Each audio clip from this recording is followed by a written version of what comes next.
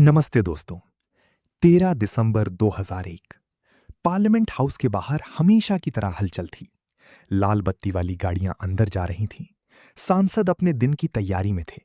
सुरक्षाकर्मी हर आने जाने वाले पर नजर रखे हुए थे। सब कुछ बिल्कुल सामान्य लग रहा था। लेकिन उस सुबह सामान्य दिख रही हर चीज के पीछे एक ऐसा तूफान छिपा था जो कुछ ही मिनटों में पूरे देश को हिला देने वाला था।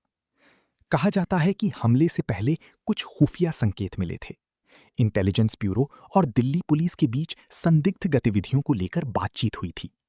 सुबह करीब 11:40 संसद भवन के गेट नंबर 1 की तरफ एक सफेद एम्बेसडर कार तेजी से बढ़ती है। कार पर गृह मंत्रालय का स्टिकर लगा था।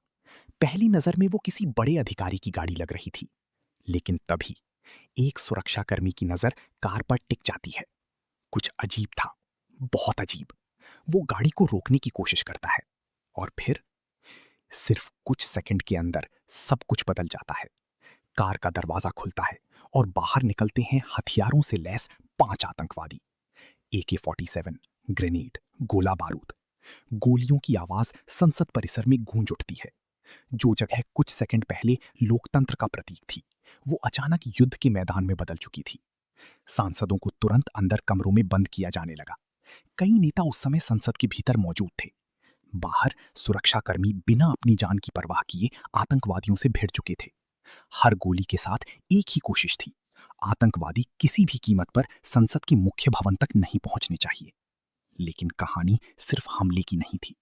असल कहानी उसके पीछे छिपी चूक की थी। हमले के बाद जांच शुरू हुई और तभी सामने आने लगी कई चौंकाने वाली बातें।